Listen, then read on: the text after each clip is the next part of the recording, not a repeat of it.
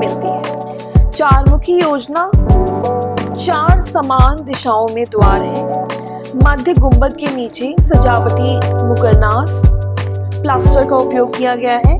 लाल बलुआ पत्थर से संग ठंडे रंग का संगमरमर बिछाया गया है।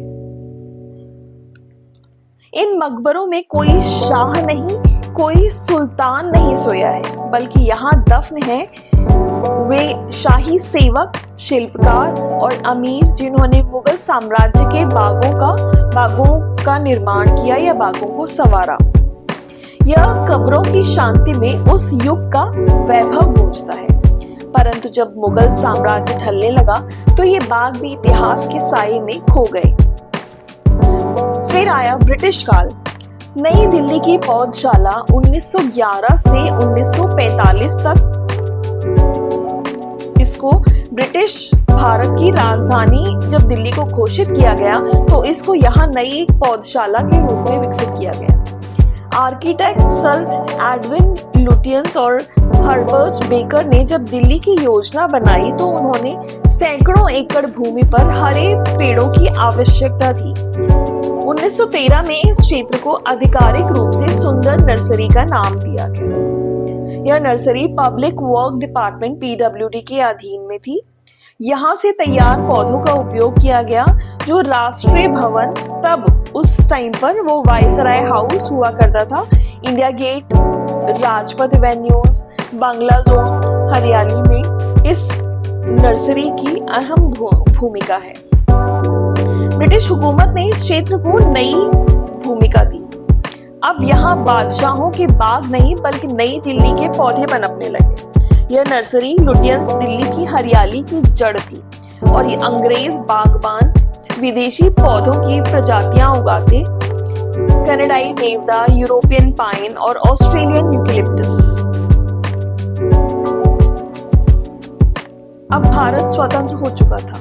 1947 से लेकर 2000 तक। 1947 के बाद यह क्षेत्र CPWD के अधीन रहा, लेकिन रख रखाव धीरे धीरे घटता चला गया।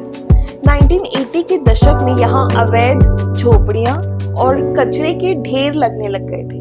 स्मारक संरचनाएं टूटने लग गई थी और कई कब्रें मिट्टी में दब गईं। 1990 के बाद यमुना के प्रदूषण और दिल्ली के शहरी विस्तार से इस क्षेत्र को लगभग वीरान मान लिया गया। आजादी के बाद इस बाग का वैभव मुरझा गया। जहां कभी मुगल जलधाराएं बहती थी वहां अब प्लास्टिक का मलबा बहने लगा। सुंदर नर्सरी अपने नाम के विपरीत एक निर्जीव स्मारक बन चुकी थी। अब हम बात करते हैं इसके पुनर्जागरण की।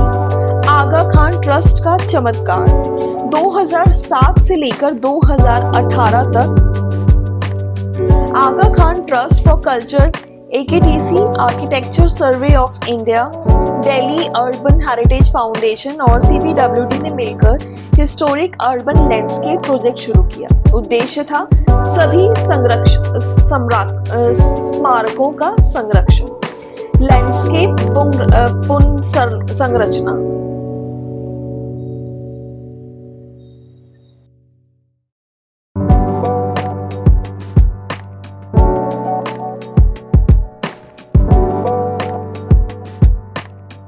छह प्रमुख स्मारकों को वैज्ञानिक संरक्षण दिया गया, जिनमें सुंदरवाला बुर्ज और महल प्रमुख हैं। 20 लाख टन मलबा हटाया गया, 300 प्रजातियों के पेड़ लगाए गए और 80 प्रजातियों की तितली और 60 से अधिक पक्षी यहाँ लौट आए।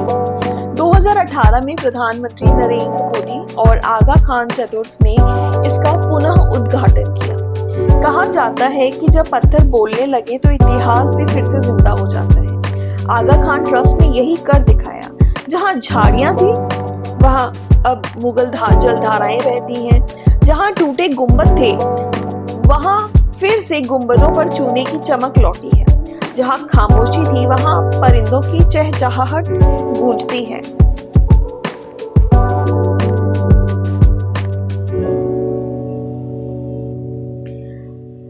आज की सुंदर नर्सरी जीवित इतिहास और पर्यावरणीय चमत्कार का जीता जाता जागता उदाहरण है।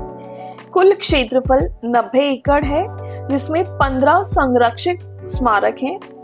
पौधों की 300 से ऊपर की प्रजातियां हैं।